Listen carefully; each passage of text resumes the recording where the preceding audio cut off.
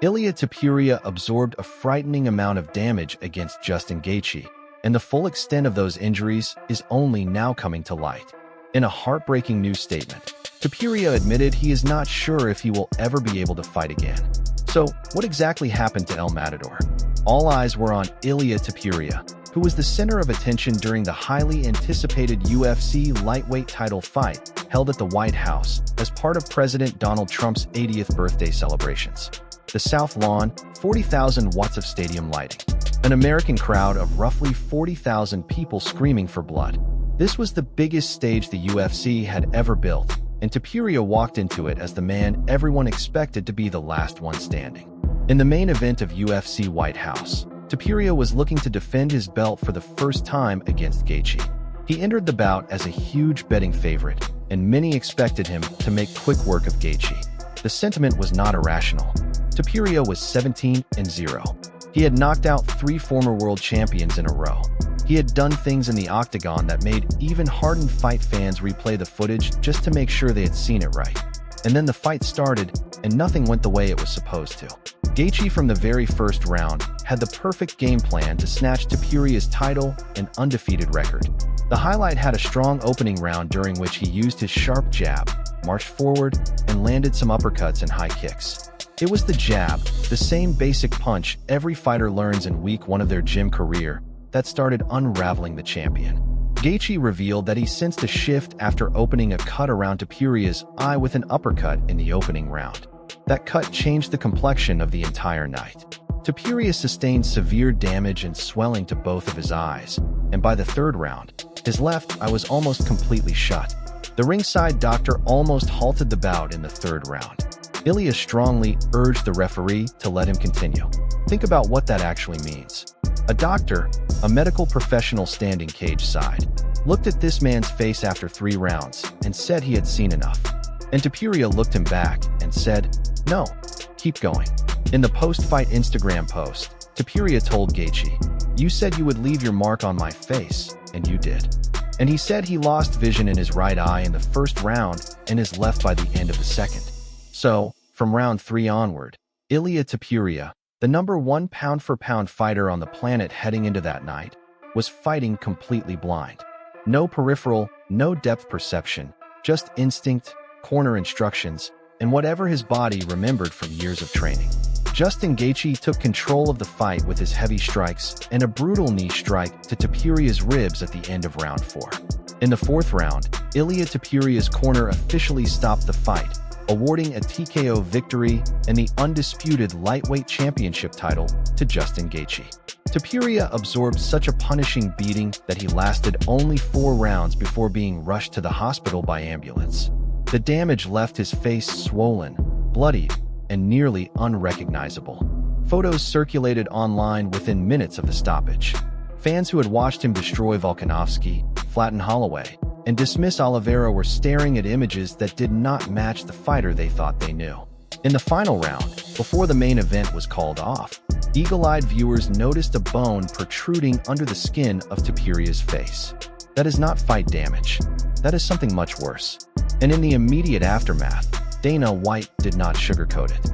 White told media, "We literally had him get out of the octagon before the hand was even raised and sent him to the hospital.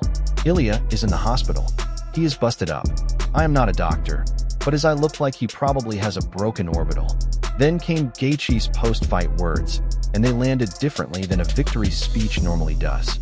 After his stunning upset win at UFC White House, Gaethje admitted he is not sure what Topuria does from here. It could be a career-ending loss for Topuria, who took plenty of damage. "I am such a huge fan of this kid, but where do you go from here?" Gaethje said, "It is going to be a very tough climb back." Justin Gaethje defeats Ilia Topuria, UFC Freedom 250 full results. And that question, "Where do you go from here?" was not just post-fight trash talk.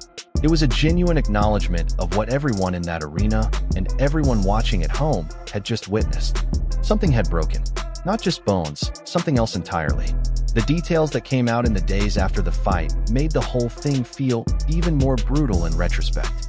Not dramatic, just brutal in the quiet, clinical way that medical reports tend to be when the numbers do not lie. Many expected to hear Topuria had at least one fractured orbital, but two was at least a mild surprise. Per the medical report relayed by Marca, he suffered non-displaced fractures of both orbital bones, with the right eye taking the brunt of the damage. Because the breaks are non-displaced and the bones stayed in alignment, doctors determined no surgery is needed, which is the best-case scenario for an injury that looked far worse-lived. So, let us sit with that for a moment. Both orbital bones, the structure of bone that frames each eye socket, fractured. Both of them. The fractures explain the vision problems that ultimately forced the stoppage, with his eyes swelling badly. As the fight wore on, it was not swelling from surface cuts. It was swelling from broken bones pressing against tissue, forcing the eyelids shut, cutting off his line of sight entirely, and he kept fighting. The ringside doctor almost halted the bout in the third round, but Ilia strongly urged the referee to let him continue. There is something worth slowing down on there. A man with two fractured eye sockets, no vision in either eye, told the doctor he was fine, told him he could keep going. In most sports, that gets you pulled immediately. In MMA, apparently, the fighter's own stubbornness carries enough weight to override a doctor's concern, at least for one more round. By round 4, both of Topuria's eyes were shut tight, not narrowed, not one eye limited, both eyes completely closed. And Gaethje, to his credit, did not ease off. The highlight ended round 4 of the title unification clash with a crushing knee to the body as El Matador was working his way back to his feet. That knee to the ribs while Topuria was down was the final note of a song that had already been decided long before the stoppage. After a ringside physician advised that the fight be stopped, Topuria's brother urged officials to end the contest. His brother, his corner, the guy in his camp who knows him better than almost anyone else. Taken to hospital by ambulance, and your public response is no excuses. That is either the most noble sporting statement you have heard in years, or it is a fighter so conditioned to never show weakness that he will not allow himself to process what actually happened. Maybe it is both. Despite suffering the first defeat of his professional career, Topuria made it clear that he is already focused on the road back. Ilia Topuria breaks silence on UFC Freedom 250 loss full statement. But the road back is where the Real story begins. Because what Gaethje said after the fight, not in congratulations, not in triumph, but in quiet, honest assessment, raised a question that nobody in Topuria's camp has publicly answered yet. To understand what is actually at stake here, you have to understand what Ilia Topuria built to get to that White House lawn. Because it was not a straight line. It was never a straight line. Topuria's passport tells a messy story. He was born on January 21, 1997 in Halle, Germany, where his Georgian parents had landed after fleeing conflict in Abkhazia. Germany was never home. When he was 7, the family went back to Georgia, and that is where the fighting started on the wrestling mats in the Greco-Roman tradition that runs through Georgian national identity like a spine. Then the ground shifted again. After the Russo-Georgian War in 2008, the family packed up once more and moved to Alicante on Spain's eastern coast. 3 countries before the age of 15. 3 languages, 3 sets of schools, gyms, neighborhoods, all of them temporary, all of them places to pass through on the way to somewhere else. He has talked openly about a hard, frightened childhood in Georgia. Older kids shaking him down for loose change at school. The feeling of being small and powerless and afraid to speak up. That is the origin story that the highlight reels do not show you. Not the knockouts, not the gold belts. The kid on the schoolyard who got taken advantage of, who went home, and who decided that would never happen again. Topuria's MMA education began at Climate Club in Alicante, a gym founded by Argentinian brothers who introduced Brazilian Jiu-Jitsu to the region and spotted the potential in the young Georgian teenager who walked through their doors. Topuria trained there for more than a decade, and the relationship was central to his development from regional prospect to UFC champion. In 2018, he and his brother Alexander became the first Georgians awarded a Brazilian Jiu-Jitsu black belt. The nickname arrived in that same gym. They started calling him El Matador for the way he worked. Patient, precise, lethal when the opening came. He did not love it at first, according to his official biography. He grew into the name over time until it became his own. a nod to his Spanish home and the cold elegance of how he finishes fights. He arrived in the UFC in October 2020 and simply did not lose. 8 straight wins, a mix of slick submissions, and that growing reputation for power, including a fight against Jai Herbert in 2022 where he got dropped hard, climbed off the floor, and knocked Herbert out anyway. By early 2024, he had earned a shot at Alexander Volkanovski, a man rated the finest featherweight in history. Topuria spent fight week telling anyone who would listen that he would knock the champion out in the second round. He knocked him out in the second round. Then came Max Holloway.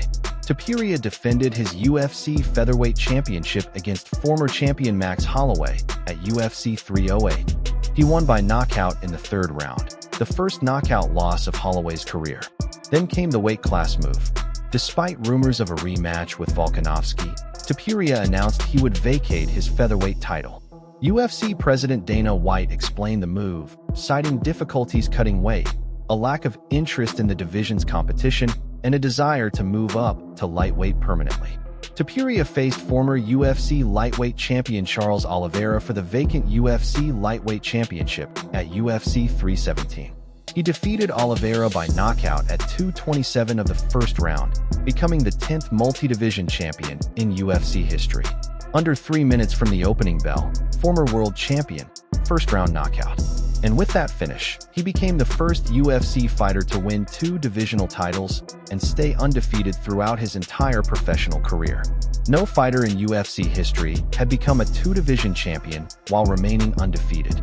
His story built across 3 countries, shaped by displacement and sacrifice and driven by steady self-belief.